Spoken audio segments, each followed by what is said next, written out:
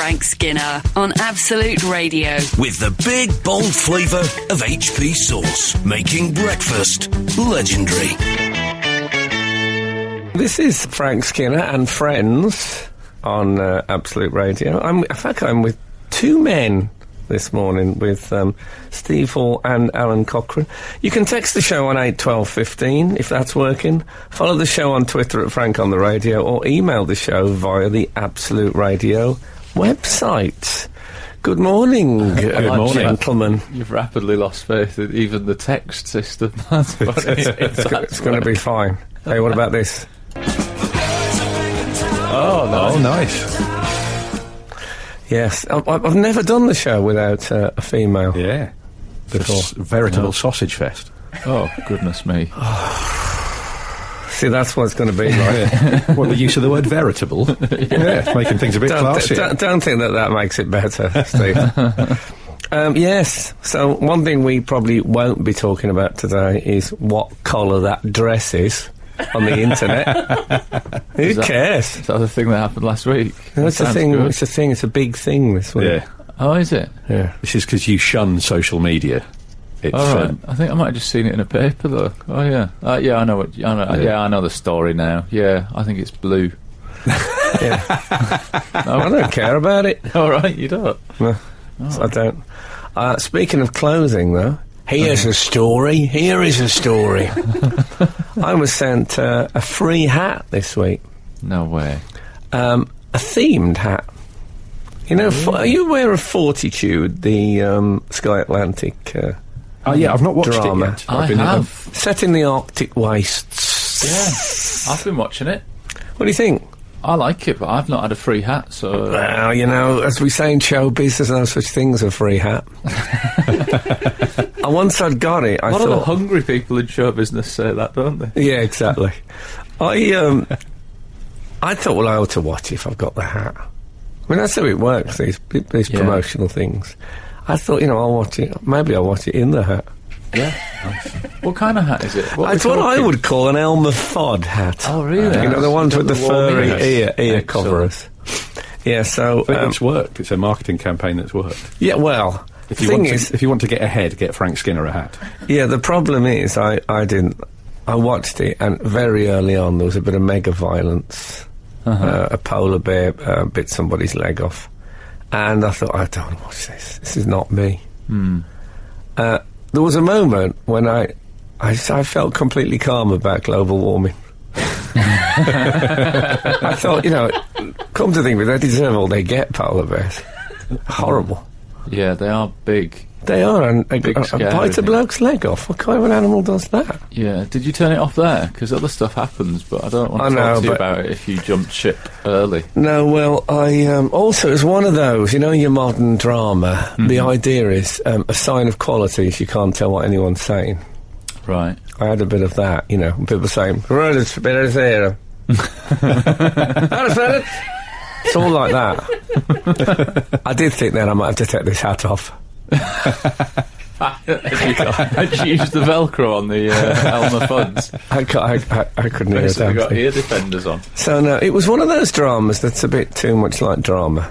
Right. For me, it was quite serious and lots of shots. It's a very impressive cast, isn't it? Yeah. Thanks very much. I should say I broke my arm earlier this week. I was going to break it to you. Oh, no, I didn't mean a joke then. It hasn't been a good start to the show in many ways. Oh, I think it has. Oh, do you do? Okay. Yeah. I'm going to take you on. It's not often you're the voice of optimism. Rarely the ray of sunshine in a room. No, I'm pleased about this. I'm quite enjoying the Boise thing at the moment. Yeah. What shall we... This week's texting, what's the best fight you've ever been in? Absolute Radio. Frank Skinner on Absolute Radio. Now, I tell you what I'd like to ask you as men. Yes, mate. I was going to get all blokey. Yeah, trying our best to get blokey. I don't know. I'm a bit testosterone intolerant. It's not very. It's not three really big alphas in here. No. I don't know. Two of you have got beards. That's true. And I'm the king of New Laddism. Yeah. Should be in with a shout. And I did press-ups all the way through that last song, didn't I? Just constantly. I'll tell you what you don't do anymore. You don't get up and move your back about like you used to. Is it all right? Are you cured now? I manage it better, yeah. I don't... Back management? Yeah, back management, yeah. You got a nice couple of rollers, didn't you? Yeah, I got. I do self-myofascial release. You know. Oh right. Release muscles. It's working for me. It's working. When Alan stayed with us, he used our roller, and he liked it so much. I got a text from Mrs. Cochrane saying, "What's that thing that Alan used? I'm going to get it in for Christmas. Don't tell him about it. Shut your trap, all right?" Yes. So you got a surprise roller for Christmas? Yeah. For your back. Well, for my aching muscles, yeah. Marriage is a very practical thing. It is. Becomes in the north. Exceeding. Do you ever get this? I was leaving the house with my my partner on Thursday, and she said that, "You're not going to wear that jacket, are you?" I said, "Well, why do you imagine I've put it on this close to the door?" And she said, "No, it's a joke, isn't it?" And she honestly said, "That is a joke." And I said, "No, I'm going to wear it." She said, "And no, it's a joke." Oh, and wow. no, I think if I said that to her, it would be... Yeah, I mean, that sounds like conflict, doesn't it? What sort of jacket was it? Yeah, we need more information about this. Do you remember Ralph Malph from Happy Days? Do you know what I mean? Those sort of college coats. Yeah, like a baseball type Yeah, thing. like a different coloured sleeve to her. Excellent. Yeah, it was one of those. It was a New York Mets jacket. An orange leather sleeve. Orange leather. And a blue body. Maybe it was the fact it was a Mets jacket. If it was a Yankees jacket, she's looking at the Mets because they haven't won a World Series since 1986. She said... Is that an actual fact? I think it might be you. Bring that up. So she, she said, was very derogatory about it, and I felt. I'll tell you what happened. I thought, no, I'm not going to have her tell me what jacket to wear. But then I really started to feel that I couldn't go out in it. It was like those dreams. You know those dreams when you're just wearing a pyjama jacket and nothing else and you're out in the street. I say dreams, I meant photo shoots. Have you seen my Grindr profile? Did it make you feel bad about the times you've criticised what I've been wearing on this show? No. But it was horrible, really. I did actually take it off and change and put something else on. What did you put on? Something less American? Yeah, less baseball-y? Yeah, I put on cowboy outfit. No, I put on something very plain and sober. And she says, she said, you can't go out looking like a teenage rapper. I think when I was old enough to go out looking like a teenage rapper, rap was not really in the public consciousness. So, that could be a new direction, MC Skinner. New direction. Magazine I used to subscribe to. But it's wrong, isn't it? Isn't it wrong for a partner to tell another partner what they can wear? Yeah. Oh, absolutely. Yeah. You're all right with that? Would you dare tell your partners, "Oh, I wouldn't wear that"? No. I mean, but I have had things that happen the other way. I mean, I'm not a fan of the word, but as you know, my wife did say to me once, "You are a fan of a chavvy tracksuit top, Alan," and that was her way of saying, "I don't really like that one that you've got on." Well, you've gone double denim today. Yeah, I like it though. I'll tell you what you've done. We've argued about double denim in the past, though. I know, but you loathe it, and I like it. You've taken the back door with that. You've gone for darker jeans than the shirt. Well, that I do on purpose. As if we would notice that was double denim. Yeah, but if you wear two matching colours, it can look a bit like you're in a denim onesie, can't it? And you've got to be careful. I would if you came in a denim onesie, I would dance. I would dance a modern interpretive piece about the fall of the Roman Empire. Well, it's probably quite easy, isn't it? Isn't it just a boiler suit? We can pretty similar. I know, you'll be able to get a denim onesie. That'll be on the market. Oh, great! If any selvage denim suppliers are listening, I'd be up for that. I love the idea that Quo sit around post gig drinking in their hotel room wearing denim onesies. Oh, wouldn't you love to see that? No, would you? You're listening to Frank Skinner's podcast from Absolute Radio. we've heard from the outside world, Frank, and since it's such an all-male show, I think that we should celebrate that. And so I've got an email here that is titled Frank's Snooker Earworm, and what better for three men to do than to discuss anything to do with snooker. Dearest Frank, Emily and the Cockerel, but in particular Frank, I've recently started playing snooker ... for fun. It begins. I didn't think professionally. And as a result, Frank's earworm has now become mine. Whenever I or one of my friends plays a safety/snooker, I can't help but say, the game of chess, played on the green baize. It's making them all hate me. It's totally worth it. Yours as ever, Mr. Cross. Hello, Mr. Cross. Yes, it was something that I heard Whispering Ted Lowe say once. The game of chess, played on the green baize. But I didn't really say when I said it all the time. I said it in the most intimate of moments. Oh, goodness me. Yeah. But what I used to do in snooker halls is I used to whistle the very first part of the Some Mothers Do Have Them theme. So you play snooker and you go... and then you wait, and someone almost certainly will come in. It's one of those. Let's try it. Aren't they a place of quietness, snooker halls? Well, you've got to that allow moment? for a bit of hobbob from the gangster fraternity that you'll find in every snooker hall. Yes. Yeah. I was once I haven't been invited in to one a for a long snooker time. hall, and Oh, yeah. somebody said, do you want to come to this dodgy snooker hall? And I thought, are there others? Like, that doesn't seem to be like a... I've never been in one that didn't have a slight air of menace about it. But that's what you want, isn't it, from a snooker hall? Yeah. What about you, Steve? You a big snooker man? I'm snooker loopy, you could almost say. There was a phase in my life where I played a lot of snooker. Was I there? got yeah. You played? There was a snooker table at my college at university, and there would often be quite a now queue. you've Steve Halled it. Yeah, that yeah. anecdote. But the thing It turns out you played it in a sort of postmodern way. well, there were people who would sort of try and place bets on games of snooker as if it was The Hustler or The Colour of Money. Right. But obviously a game of pool is over a lot quicker. Yeah. So there'd be these agonising sort of 45-minute frames of snooker to win £1. Oh, that moment when you've been playing pool regularly and then you play snooker, the balls are way off in the Yes. distance. You can see the curvature of the earth if you get your nose right down. Miles away, the ball's on a snooker tape. I don't know how anyone does it. The Frank Skinner Show. Listen live every Saturday morning from 8 on Absolute Radio. I'll tell you what I bought this week. I'm of an age. I bought myself a nice big magnifying glass. Oh.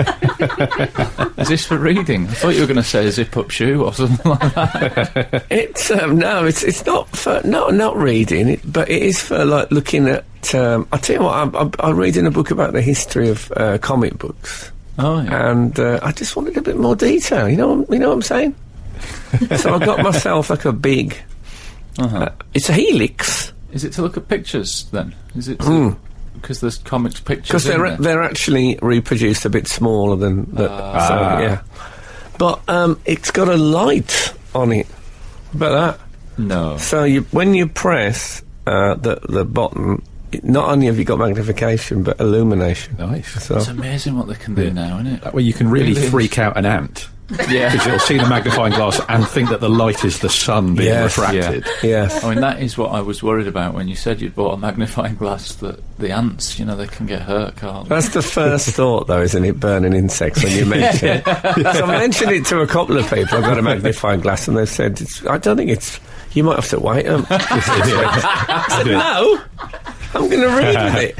Those are some of the early Sherlock Holmes stories you never hear about. Exactly, yeah. When Watson comes in and says, "What's that smell of smouldering carapace, Holmes?"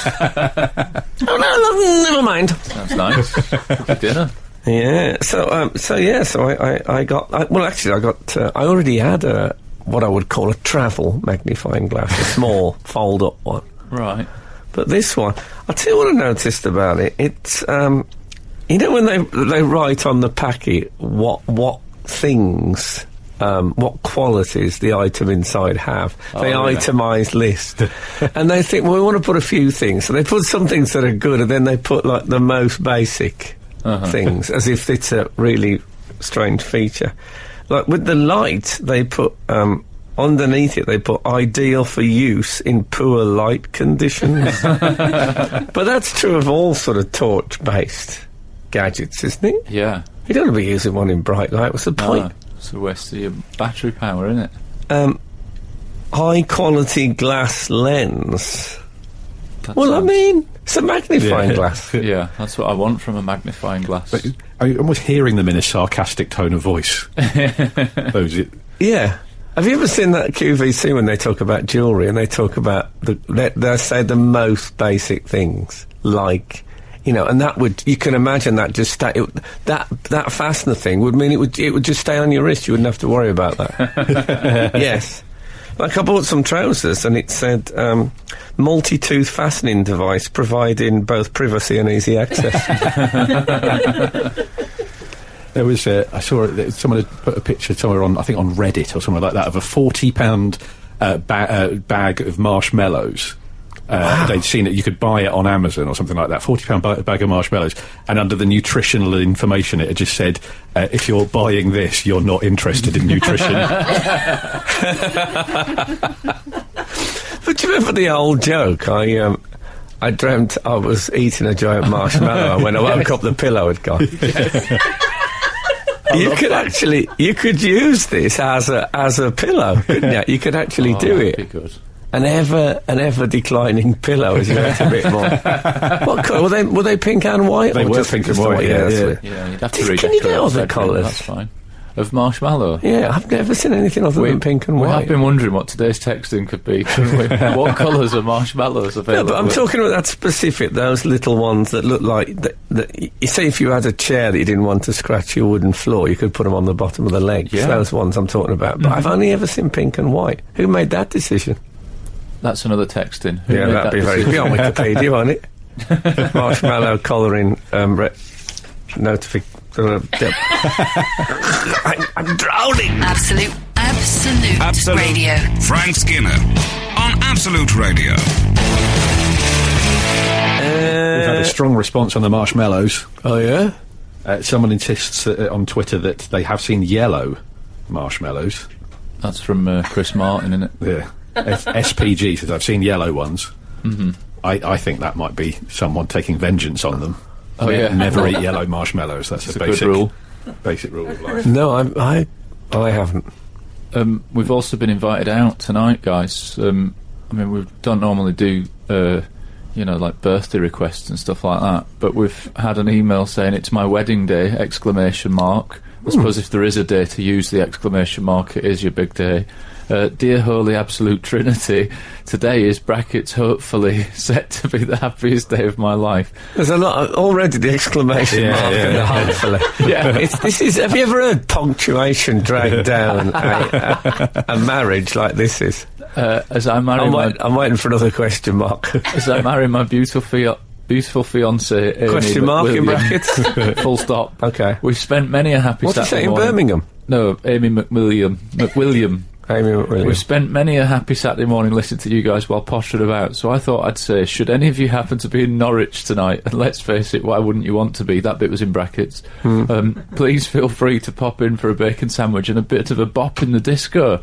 Thanks and all the very best, Michael. We've been invited to, I think that's a wedding reception, isn't it? Fantastic. Is that a party? Yeah. And they don't mind us all wearing varsity jackets. No. Who wouldn't? And We should say- Elmer Fudd hats. We should say that we've discovered that the varsity jacket is the technical name for the Ralph Malph jacket, as I was calling it. People don't know who Ralph Malph is. But then again, I heard, oh God, I can't remember his name now. It was an ex-Liverpool player. Jamie Carragher. No, on Match of the Day. Mark Lawrenson. Oh. I heard Mark Lawrenson say, well, you'd have to be Alf Topper to catch that. Alf Topper. Alf Topper was a character in comics when I was a kid in a strip called The Toff of the Track. He was an athlete, a runner, who he was by day he was a welder. Wow. And he used to train on fish and chips. And he just said, you'd have to be Alf Tupper to catch. No one questioned it at all. We need to make more people knowledgeable of Alf Tupper's work. I'm launching a charity called Tupperware. Congratulations. Well, Lawrenson's doing his bit, you should phone him. It's great, it's never explained, no one questioned. He just referred to Alf Tupper and they moved on. Fantastic. Lawrenson at his best. The Frank Skinner Show. Listen live every Saturday morning from 8 on Absolute Radio. Now, there are 3 boys today. It's me, Steve and Alan. And something happened this week which I challenged my masculinity to the absolute ultimate. See how you would have coped with this. Oh, yeah. My girlfriend said to me, we were sitting in the car at the time, have you ever thought of having a one-off parking lesson? You said that to Yeah. her? Oh dear. Yeah. Well, she's been at you this week. I know. In a jacket. I know. Merciless. You know what? I have gone away, and you know, at first, when someone makes a suggestion to you, often you get a bit spiky, and you know, so we're talking about rubbish. I've gone away on my own and thought about it, and thought, you know what? That would make my life a lot less stressful if I could really, you know, reverse into a small space. Really, you know, you see people do it quite quickly. Straight in. Yeah, mechanics, when they're always moving cars about, they could park on a 50p piece, couldn't they, those guys? Yeah, maybe you can drive better if you've got like a plastic cover over the seat. Yeah, one of those big bits of paper for your boots. Yeah, exactly. But could you do it? Could you phone up a driving company and say, I'd like just an hour of parking? Definitely. And how would you do it? Would you drive around and you say, there's a space, in you go. You just drive past. Find another one near. I don't want to do too much driving. Yeah. Or do they just work you with the same space? You have to come from different angles. Maybe. Yeah. Then you go around the block, there's someone in it. I mean, I've never been in the car with you, but you do seem to hate reversing. You told me that. Well, exactly. It's not natural, is it? Maybe we could source someone to teach you just an hour. A bit like finding a babysitter. Yeah, someone who'd be really good at parking. Well, like if there's a valet, if there's anyone who works in valet parking. It's not like finding a babysitter at all, is it? A babysitter would just sit there while I park. This is someone who I want to say to me, now, here's what you want to do when you come in like that. Mm-hmm. And, you know, as someone who has the formula for parking. I parked the other night, we got back to my house, I would say it took me 8 minutes to park outside the house. Not a tiny space. Just typical. Just kept it in the curb, come out a bit more, hit the curb a bit. I steadily inched it round. Maybe every reverse maybe brought it round another 1.5 inches till eventually I was in there. You know, I was exhausted, absolutely exhausted. If there's anyone listening who's perspiring, maybe Formula 3000 or something like that. See, it's all right. See, I'd be fine doing Formula 1 and stuff, because they just drive and then people, they never really park. It's all forward, isn't it? Yeah. Yeah, exactly. You never see them reverse. Have they got reverse, those Formula 1 cars? I mean, it's a bit of gossip. I read that Lewis Hamilton can't reverse. He just doesn't. Oh, well, there you go. Mucks it up every time. There you go, you see, laughing at me. Absolute Radio. Frank Skinner on Absolute Radio. Oh, this is Frank. What's the name again? Skinner on Absolute Radio with Alan Cochrane and Steve Hall this morning.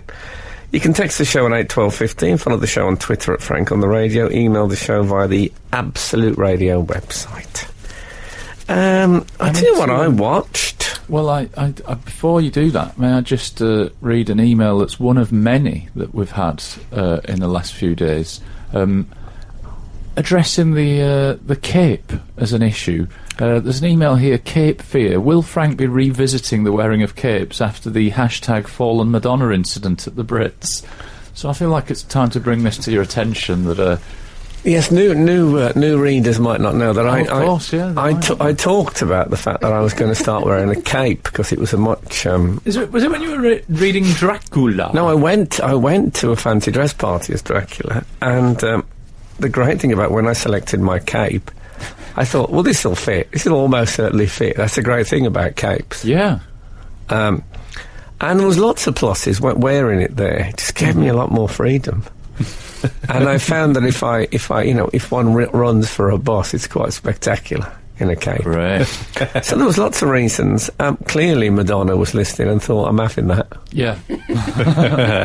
But not only that, I think Madonna might have been watching me. Many years ago, I was in a show called The Fen Street Nativity. Mm-hmm.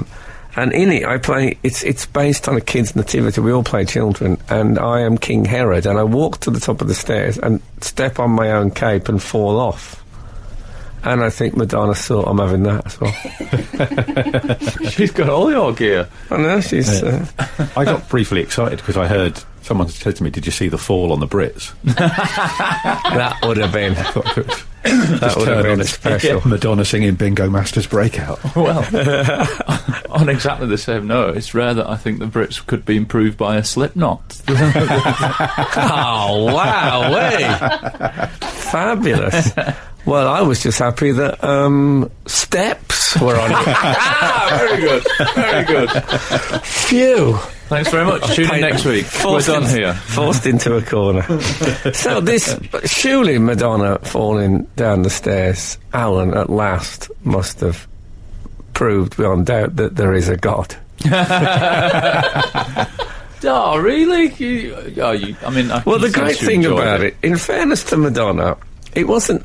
I didn't think that it was just her who fell, but when she walked up in the big cape and she's saying that you just have to be yourself and all that stuff, I thought it kind of represents the way the Brits does, the way the whole music business takes itself so serious. They all think they're like philosophers and stuff, and they're all imbeciles. And it felt like the whole thing came down. It wasn't just Madonna. It was like the entire music industry came crashing down. It was so perfect.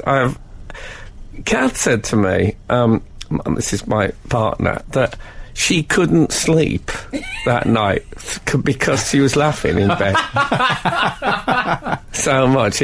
Not many people are kept awake by laughing. And when I got in, she said, "You've got to watch this," and we sat and watched it 7 or 8 times the next morning because I'd missed it that night. We watched it over and over, and I was lifted up by it. It was. Oh man, so marvellous. What happened there? That's what I felt like saying. It's kind of, that's the thing that's most, because the fall itself, it's quite a worrying fall, and it's the fact that it's her. It's not. There is an element of slapstick to it, but it was startling the attitude of the nation to one human being. Well, she's a similar age to me, and I know what a fall can mean at our age. Mm-hmm. It's like, she's become a woman that has falls. That's I say the two of the biggest changes as you get older is your fear of falls and the flu, because they're both killers. They used to be, a problem, a bit of a nuisance. Now they're killers. They're worried about that for Madonna. If they're just outside her hotel room, if there's suddenly milk bottles piled up, be coconut water bottles, wouldn't it? But I don't know. I still thought she looked great. Yeah, she looks amazing. Yeah. I mean, we can have this conversation as 3 blokes. Hey, she looks all right. You know what I'm saying? You're listening to Frank Skinner's podcast from Absolute Radio.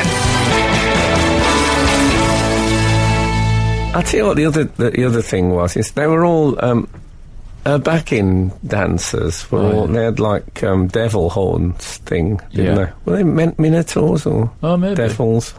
But anyway, they had big pointy horns, so they were kind of, you could see they wanted to help her, but it wasn't safe because of their horns. Yeah. It was terrible. They were moving and thinking, oh God, I don't want to prong her now. Yeah. God, it reminded me, I was in, I think it was Lapland, and I fell over, and there was, no, I tell you, it was Kenya, and there was an impala. I fell flat on my face. It just looked at me. I could tell it wanted to help. Wasn't safe.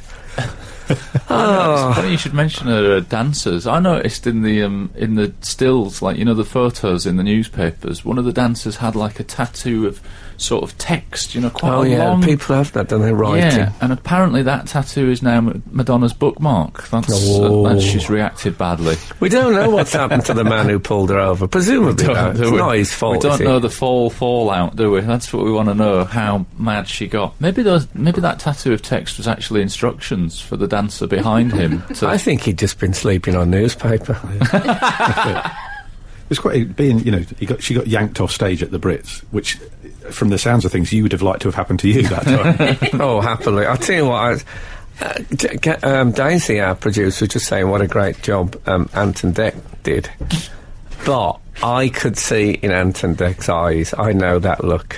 And it's the same look I had the night of the Brits. Oh, yeah. That, please, anything. I would happily, a massive thunderbolt left me just like a smouldering pair of plimsolls to get me out of this. They both looked as if they were men.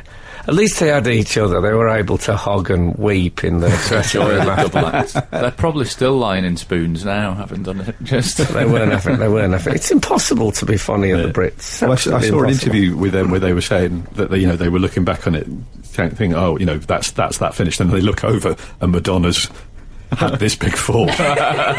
But literally, they're just going, thank nothing bad's happened. Oh my God! They didn't look like men who thought nothing's bad's happened. Oh really? I haven't seen it. I'm not blaming them at all. I know that feeling. I was that soldier. Yeah, but I could see that look, dead behind the eyes. Oh, poor Anton Deck. I was Jimmy Carr as well. Oh right, torrid time. I bet he's never been more happy to see someone fall over. I thought, oh good, no one will remember me now. I was talking to a friend it's a graveyard for comics. What, the Brits? The Brits, yeah. Is it? I've never been, or in fact never I've go. barely even watched it. Never go. I've certainly never hosted it, I don't think. No, I was trying to remember if you'd hosted it. I could check my old You diaries. hosted it, Steve? No. Okay. I think I was busy that night. They went with Corden instead. Fair enough. Did you see Kanye? That was the other sensation of the Brits. Was he on in the show? He was. He was on. He was controversial. Was he? Lionel Richie was not happy. Oh yeah, he swore a lot, didn't he? He said. Well, I words don't know that because couldn't be most said. of it was muted. Yeah. It was no. Yeah. It was basically That's Kanye what it West was doing like. a Norman Collier tribute act. Exactly. I'll tell you what, am I right in saying that number he did was from the new Annie movie? I don't know. I think it really had a look of that sort of musical thing, didn't it? It was like 50 people on stage, all in Grey. all in hoodies. Right. It's the middle-aged man's nightmare. You step out your house to see what all the noise is about. It was. I couldn't really understand it because I would say 60% of it was muted. It was indecipherable. Did no one say, actually, can you do another song? That's that one. I say song. That's what they need to say. I say song, obviously you're not. But could you do one with less, controversy in it? But I think they probably didn't feel they could say that to him. Lionel Richie's face is I'm not funny. sure how approachable he is, Kanye. Kanye. Oh. People tuning now think he's died. He's all right. Kanye's alive and well. And being sullen somewhere. Absolute Radio. Frank Skinner on Absolute Radio. Imagine you head to Nando's for some medium hot wings, then a world famous rapper shows up and causes chaos. Is that a line from the John Lennon song? No, not my words. The words of, I think it might be the Daily Mail. Kanye, before his headlining spot at the Brits for the O2, he went for a Nando's with his pals. Maybe not his pals, his entourage.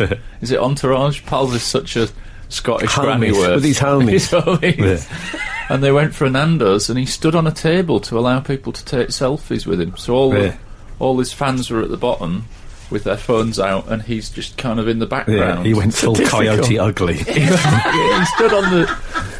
It's a People say tricky it's piece great. of composition, isn't it? Yeah. Photograph with a man standing on a table. You've got to be quite foregrounded. You're liable to Yeah. lose a bit of focus on one of you. And as a result, because it's a weird thing, he looks like he's been photoshopped into his own photos. Yes. When you look at it. And people are Is saying, it, "Oh, this is great. It's really good of him.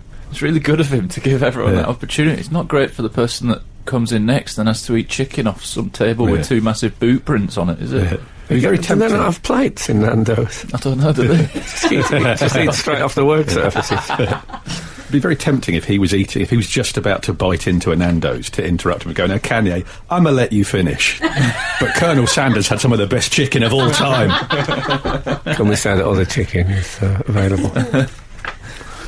No, it's But I also like in the pictures, he looks amazing, but he's also got an umbrella in his back It's a pocket. brolly, is it? Yeah, it's- does he? I don't. I stared at it for some time. That'll but- be a riot stick. Almost certainly. I can't believe that Kanye he wouldn't need an umbrella, would he? Some people would, they'd form a natural arch above him. He probably has acrobats. acrobats that form a natural arch above him. Hooded acrobats. That's what Madonna was practicing for. I don't know, I don't really get it. I'm of an age now, I don't get it. I don't get the umbrella. I agree. I find it weird. Like, he's meant to be kind of cool, and he's walking about with a brolly. He's not like a 1940s gentleman or something, is But he? he's got the hoodie he doesn't need. Yeah. Did I tell you I watched, I think it was Mary J. Blige, and she did a song. She's got a lovely voice, Mary J. Blige. Much obliged. Yeah, exactly.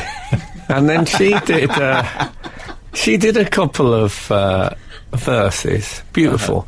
And then a rapper comes on and goes, "Hey, and you know what they do." And I thought to myself, wouldn't it be brilliant if she had never heard any rap before and said, "What are you doing?" I'm doing. What is that? You're going to just talk?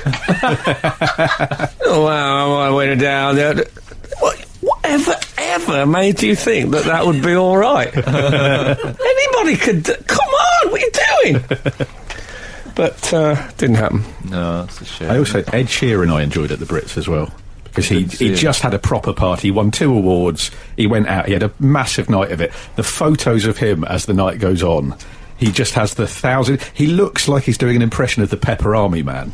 His Oh, eyes really? are so glazed and psychotic. But he's just had a Weird great time. bloodshot. Yeah. But he's- I think that's just what ginger people look like if they're not in bed for about 9 o'clock. And I have a ginger son, I can vouch for this, even in the 2.5-year-olds. They're only a second away from the hangover look. They're a pale race, the gingers. You're listening to the Frank Skinner podcast from Absolute Radio. Want your Frank fix a little sooner? Listen live every Saturday from 8 a.m. on Absolute Radio. Across the UK on digital radio, mobile apps, and in London and the South East on 105.8 FM. Absolute Radio. Can I say, a thought did occur to me about Kanye's getting on the table in order for people to do the selfies with him. Like, I don't think that's that original idea. I think he's got that from being in London. I think he's just been walking about and going, "Oh, look, there's a statue up there, I'll get a selfie with it." Apparently there's one of him, like, just underneath Nelson's column from the previous day. That So would it's- be a tricky composition. Exactly, but he's robbed the idea. It's not that clever, is it? Yeah, he wouldn't say that if he was here. You know what I'm talking about? You know what I'm talking about? Oh yeah, what? Might, You know what I'm talking about? might he get me with his umbrella? I'm not Yes. scared of any man that carries an umbrella. That's one of my rules. If you're Did I scared ever of tell wet, you- I'm not scared of you. Did I ever tell you about when I got blanked by Madonna? Did I tell you about that? No. I was in a cinema, and I'm sitting. She's leaving early, so she's asked to squeeze past our knees. One of those things. Mm-hmm. So I looked up and I went, "Oh, hello." She just looked back at me and then looked away, and carried on going. And I was with David Baddiel. He was looking at me in horror, and I said, "Can you believe that? I've met her loads of times." And he said, "Have you?" And I said, "Yeah. I've spent like a couple of hours with him, really friendly, and now suddenly..." He said, "I never knew you knew Madonna." I said, "That was Danny Bear, wasn't it?" And he said, no. That was Madonna. So I'd said to Madonna, hello, how you doing? Oh, made a complete fool of her. But even so, she could have said hello, couldn't she? Yeah, she could have. And do you know I cursed her that night? And now? Yeah. I saw someone had been sat, there was some premiere in New York, and someone was sat behind her, and she was texting during the film. Oh, no. And so he and he didn't realise who it was, so he taps her on the shoulder and says, sorry, can you stop texting? And she turns round annoyed. He realises it's Madonna. And because he's asked her to stop texting, her response was, enslave her. Wow. Wow. She's gone big there. Yeah, that's a big word. It's an overreaction, I think. What about when I was watching Dr. No at the BFI, and there was a bloke behind chatting away? And I said, I thought, I'm going to have to tell this bloke in a minute. And then instead, from what he was saying, I worked out that it was... Is it Ken? Not Ken Morse. Who's the guy who did the designs for Ken Adam or something? Come on, Steve. I should know that. I don't know. The guy who designed... It was him telling the woman with him, oh, yes, when we did that one, of course, very difficult. We had to build the whole... So it was, in fact, it was like a director's commentary type thing. So I just, shut up! Anyway, be careful in cinemas. That's the motto. Have we got time to read this email? Oh, no. We haven't. Absolute Radio. Frank Skinner on Absolute Radio. It's been a very exciting week for me. Has it? Because they are Absolute Radio's featured artist of the week, and my favourite band, Blur. What does that mean? Blur. Do we have a featured artist of the week? Yeah, Blur are back. No one tells me anything at this station.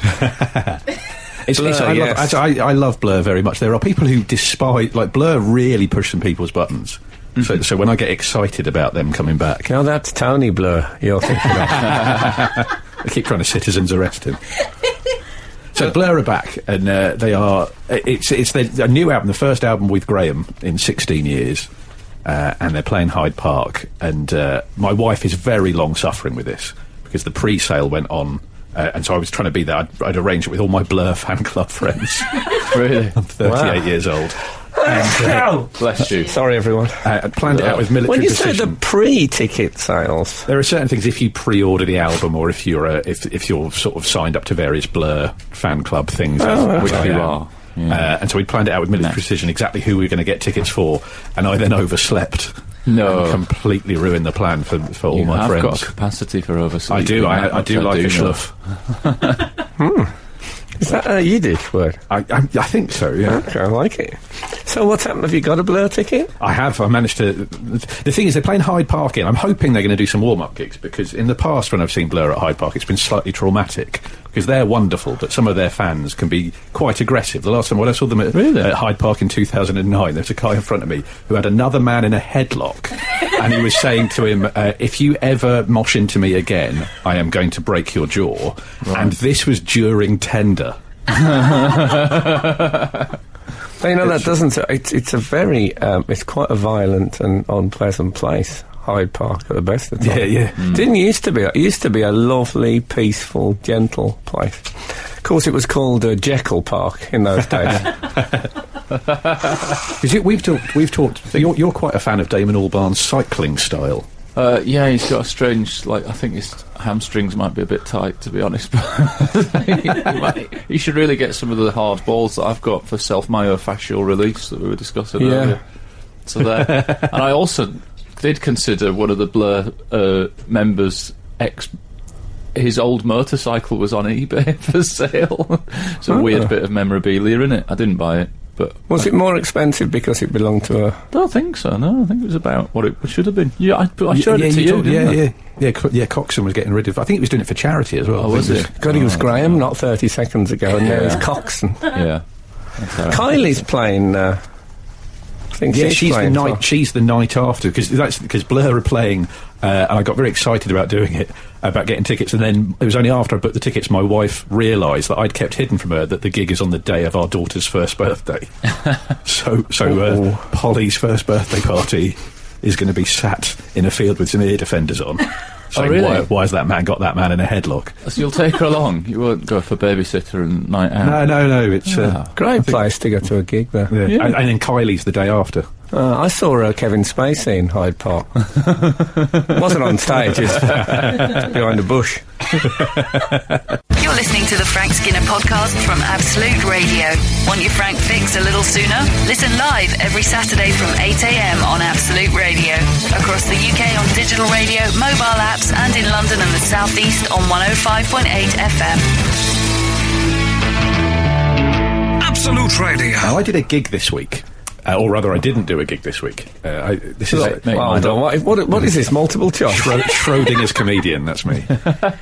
This is what I'm such a big draw. I had a gig booked in, and nobody at all came to the gig.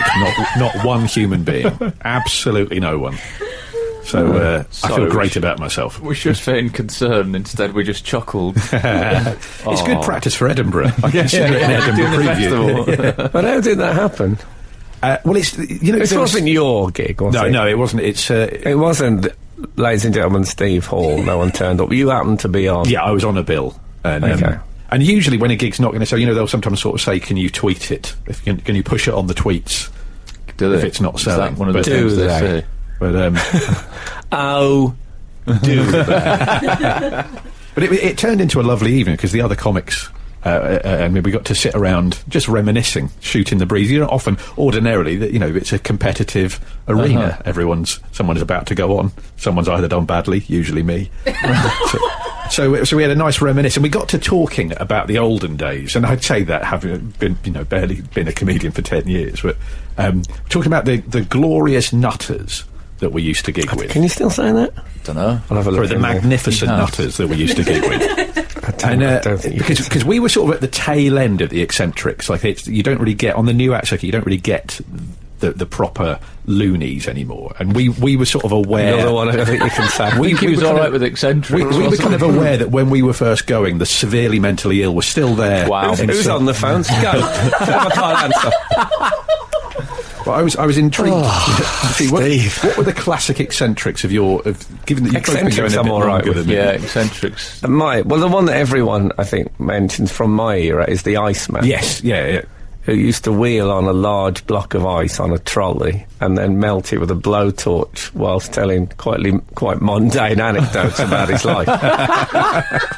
He sounds great. Why have I not heard about him before? But he wasn't entertaining, but he was the one everyone talked about the next day. Do you know what I mean? Oh, that's good. We were so happy he existed. He's what they call the comedian. Yeah. Not too funny. Was the logistics of getting an ice block? That's the. I know he always managed to have one. Yeah. Yeah. I don't know now. Had he got his own show on television, I don't know what the health and safety would have been on the blowtorch either. No. I mean, he never got hardly anywhere through it. Really? It takes it. I'm talking about as I remember it. I know the memory, makes things bigger often. Yeah. Well, I've got memories that make things bigger anyway. And it was a block of ice that you wouldn't have been able to have. You'd have struggled to lift on a trolley, like a big block of ice. So he never really got properly through it. How did he get it anywhere? Oh, he had a trolley. He had a trolley, that's all I know. It must have been in a car boot. If the gigs involving staircases... He didn't look like the sort of person who drove. He must have bought it on public transport. He must be around, the Iceman. I haven't heard of him for a long time. But he was... I like the fact that there are people like that they exist. We'll come back to this, I think. His work I've gone a bit high. Just got a little bit high. It's all right. I'll be okay in a minute. I feel alive. You're listening to Frank Skinner's podcast from Absolute Radio. This is Frank Skinner on Absolute Radio with Alun Cochrane and Steve Hall. You can text the show on 81215, follow the show on Twitter at Frank on the Radio, email the show via the Absolute Radio website. Now, we were talking about eccentrics at gigs. It does seem a long time ago, doesn't The it? halcyon days of our early careers. Yeah. Different respective decades that occurred. Mm-hmm. My favourite ever weirdo that I've seen is a bloke who used to... Weirdo, I think it's all right. Weirdo's fine. This is an Australian guy, and he performed under the name Hammer Time. and he would basically do Did he puns. get a lot of MC work?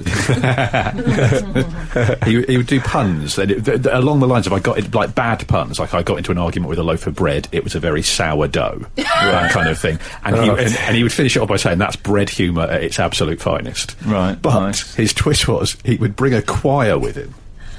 So there's footage of him on YouTube where he's sort of doing these fairly basic kind of open spot gigs, but he's got like 7 or 8 people that he's roped in who do really carefully rehearsed dance routines and chip in. Wow. And it sort of elevates what's basically a pun-led set to some weird performance art level. Yeah, it really knocks out the chance of a break even on a gig as well. Certainly does. You've got 7 choir boys with you to pay their train fares. Yes, well, I used to travel with 7 choir boys. It's hard to make a profit. Mm-hmm. It's good to know that Hammer Time always managed to claw it back, though. Yeah, Chris Luby, of course, he was a famous one. Oh, yeah. He was the man who did sort of military impressions. Did you ever work with him? Oh, Steve? I never saw him, no. Yeah. He'd begin, Her Majesty the Queen has 2 birthdays. That's how he always started. Then he would do the band. It was really impressive, except when he was drunk. He'd then say, and then here comes the band. Just rubbish. And he was drunk quite a lot. But I once drove him to Glastonbury, and when we got in, he went chocks away and all that stuff, and we were driving down the motorway and he began he just couldn't stop.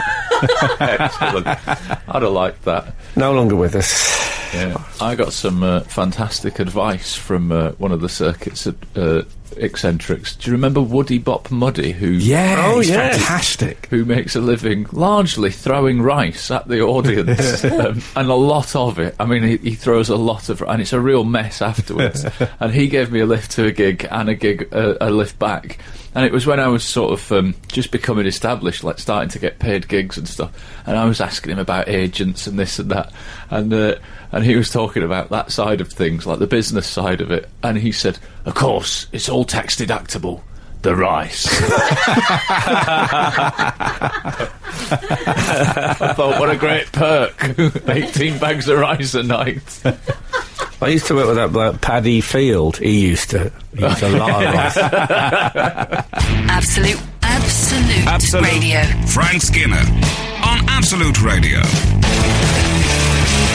Well, I also once went for a Chinese meal with a load of comics, one of whom was a Scottish open spot. I can't remember his name. I think it was Kenny. And he presented, to use a medical term, as a really normal guy, quite a good open spot. And then we got to the Chinese, and he became a really creepy customer in the Chinese restaurant. The waitress put down the food, and he went, "Oh, haven't you got lovely wee hands?"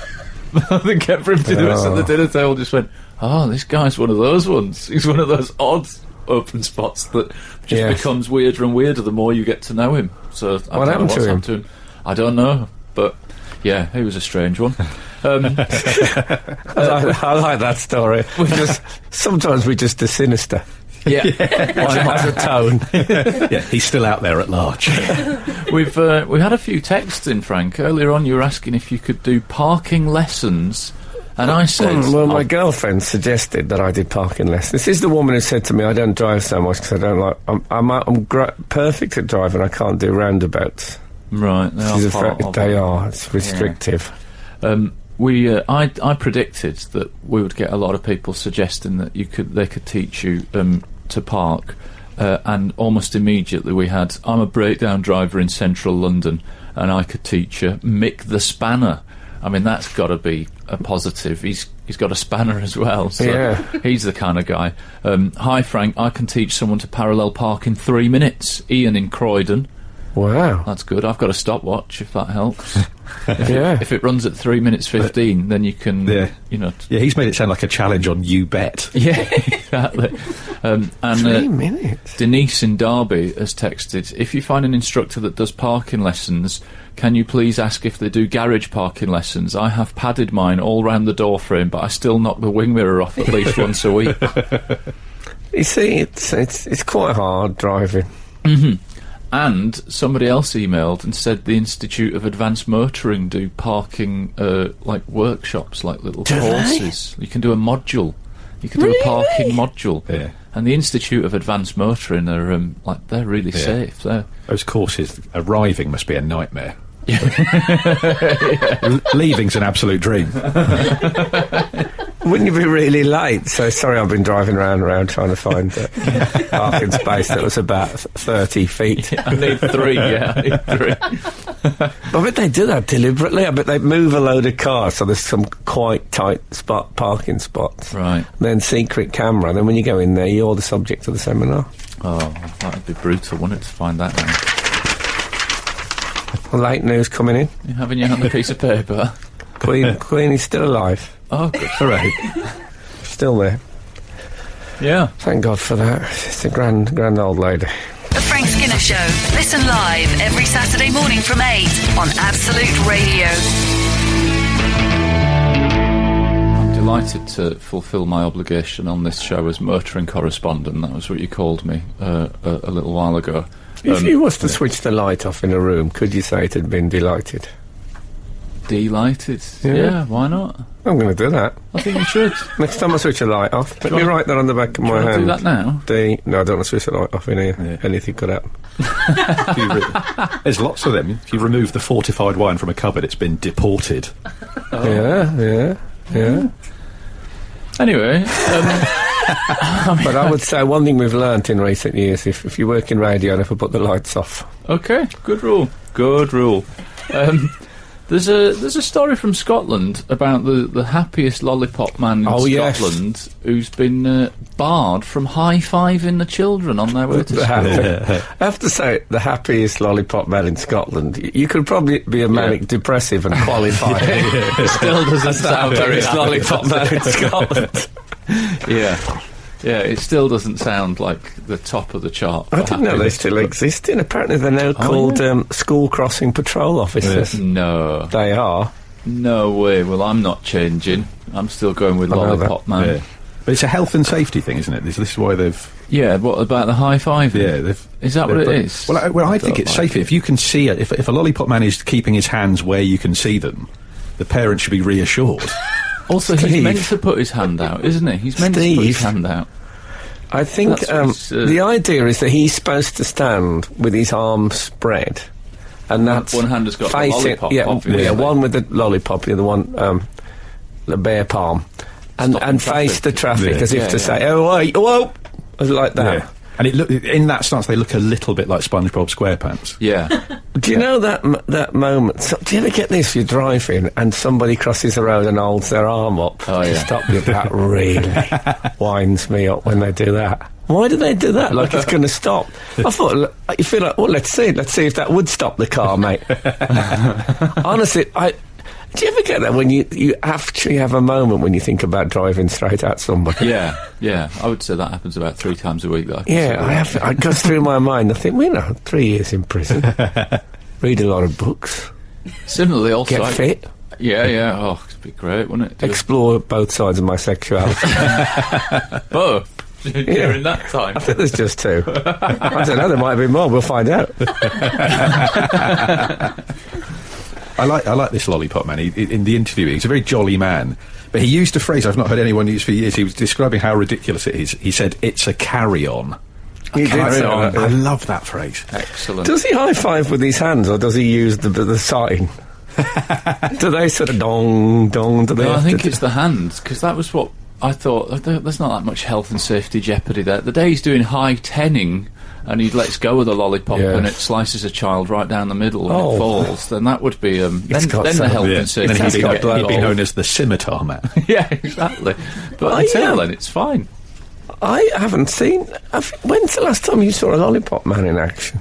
I saw one in South Manchester where I live being shouted at by an angry motorist reasonably recently. Is it just there aren't any... Yeah, it said that. It said that they've got special lollipops now with cameras in. Yeah. Because they get a lot of abuse and threats from drivers. Lollipop. These are people who are letting small children cross the road safely.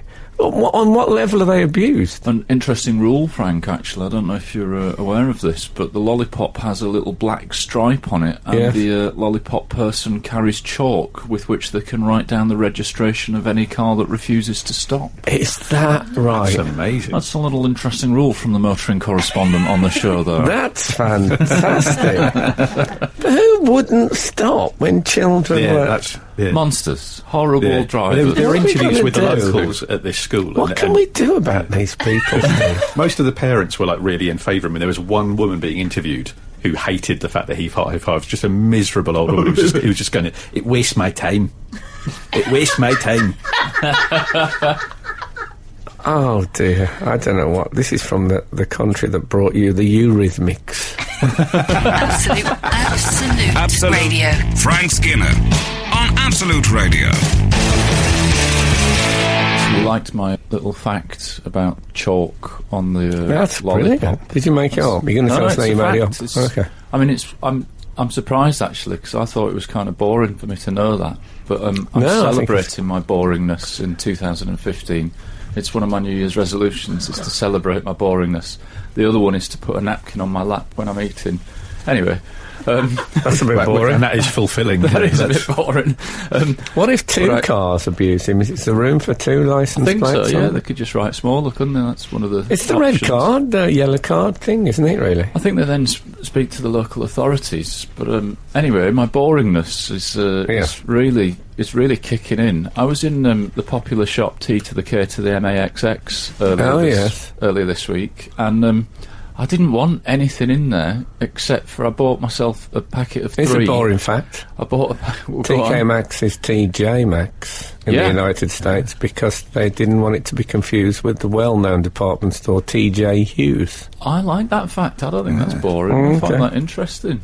I just never heard it. I've never seen a TJ Hughes in my life. That interjection came just as Alan had said, I bought a packet of 3, which implies that I bought a packet. His time on the road could have been more fun. I did buy a packet of 3 small torches in TK Maxx. That was the only thing I wanted in the whole of a massive store, and I bought 3 little torches with batteries in the same packet, and I thought, ooh, they'll be good for camping, and that's what I bought. That's boring, isn't it? How small are they? They're about half the size of a pen. That size. Oh, they are small torches. Yeah, but bright. They're really good, actually. Are they? Yeah, I'm really pleased with them. Do you know how many lumens? Are you moving towards the fact you've got us one each? No, they're for the family. They're for the family. And also, even my YouTube consumption is arguably boring. I watched a 9-minute film on a man who camps in his trailer. You know these lorry drivers that drive and they sleep in the cabin? Oh, yeah. He basically did a film showing the bit of the cabin that he sleeps in. And so it was just him going, oh, this is the beds, and over here I've got a cupboard with an electric kettle in it, and over here I keep the tea bags, and in this cupboard I've got a torch. I was like, oh, he's got a torch as well. This guy's He's only got one torch.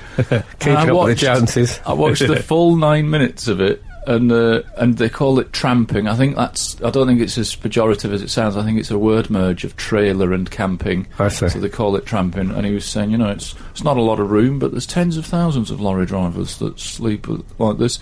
And I watched it all and thought, God, that was boring. And YouTube suggested it to me based on the other stuff that I watch.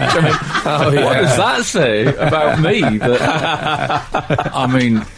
But what do other people watch on YouTube? It's too late in the show to start another texting, but I'd love to know what I very rarely watch, I don't watch cats falling off skateboards. No, I don't watch amusing virals. No.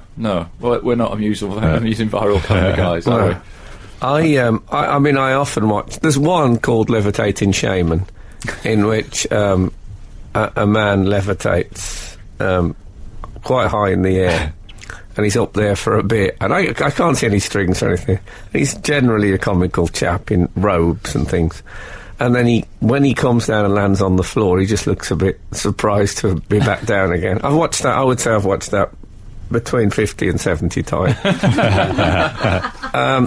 But other than that, mainly Doctor Who things. Oh. My recommendations are all like, John Pertwee interview from 1974 and stuff like that. But I do like those recommendations you get from YouTube. Oh, they're great. That's the little bits of culture you discover I watched Johnny Carson. There's a classic bit of Johnny Carson from 1965 involving a tomahawk. That, in terms of, I'd never really seen why Johnny Carson was so loved. And this one clip, Hammer time, tomahawk. Yeah, he's got He never stops, does he? full toolkit, hasn't he? Timmy Mallet will be in a minute. Yeah, but it's just, I don't want to spoiler it for anyone who might look at it, but Johnny Carson, Tomahawk, and then the other things it then suggests, the classic bits of old American chat shows. Dick Cavett having an argument with the writer Norman Mailer. Oh, I've seen that. It's pretty magnificent. Dick Cavett's wonderful in that. Yeah, okay. I think we've proved our boringness. And this is what I do. And the great thing is we've all contributed. It wasn't a one-man thing. I've got more. You better play some. God, we definitely need some women back on this show. You're listening to the Frank Skinner podcast from Absolute Radio. Want your Frank fix a little sooner? Listen live every Saturday from 8 a.m. on Absolute Radio. Across the UK on digital radio, mobile apps, and in London and the South East on 105.8 FM. Absolute Radio. What about going to email corner? Absolutely.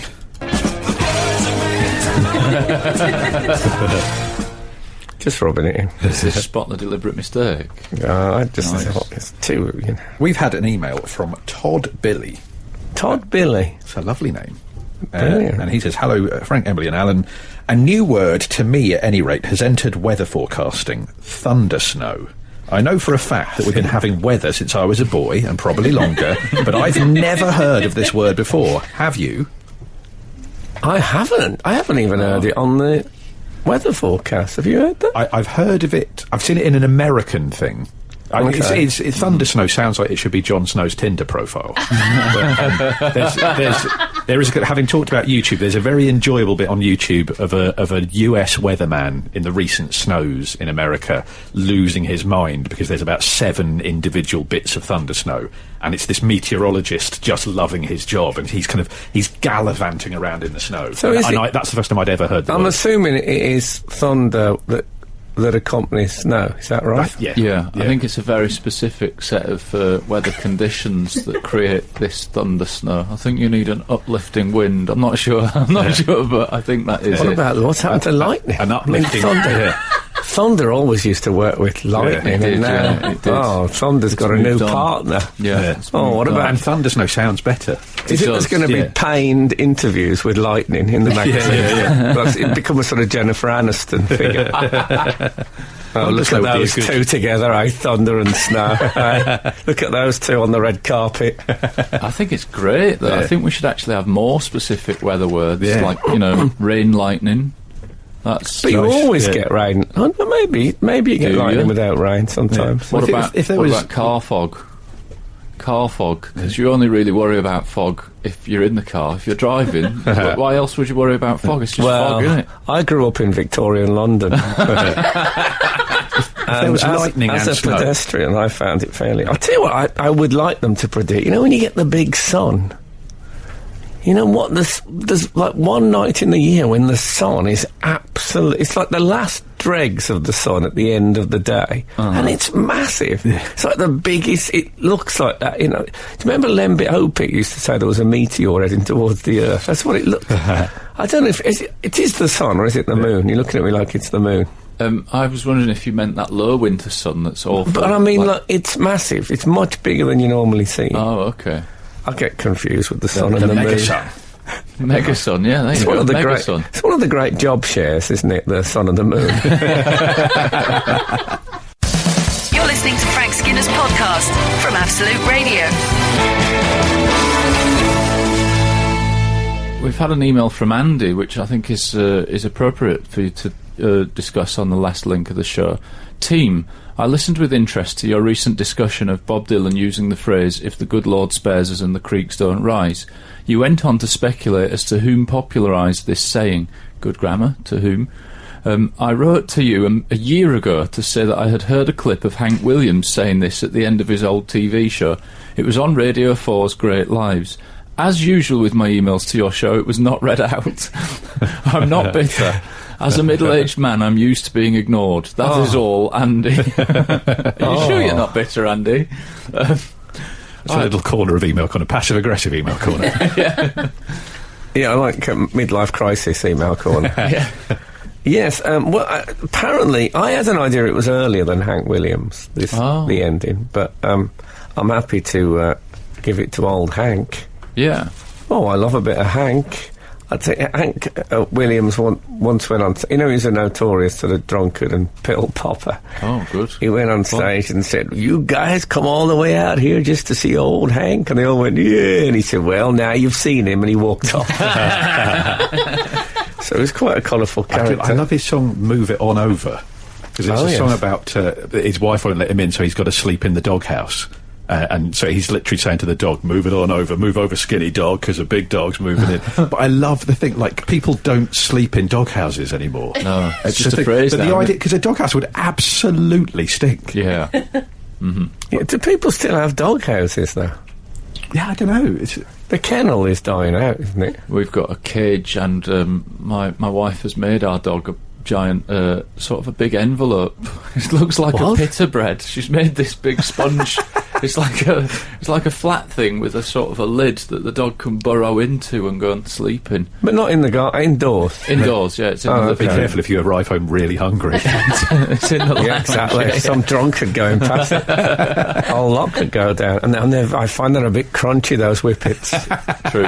They're all right if you put a bit of chutney or something in there. Is that right? Yeah. Okay. She's made him a big pita. I'll bring a photo in for you. A next whippet week. pita. Yeah, that's right. That could be a thing. A whippet pita site, so we can buy. Marvellous. Okay, maybe I'll get a child pita for my son. Yeah. Why not? Or a bap. Yeah. Child bap. Nice. You know what? If the good. Thanks for listening, by the way. And thanks again, Steve, for coming in. Cheers. You're so on the team. It's squad rotation. Mm-hmm. So if the good Lord spares us and the creeks don't rise, we'll be back again this time next week. Now get out! The Frank Skinner Show on Absolute Radio. Back Saturday morning from 8. Tune in live for the full Frank experience. Absolute Radio.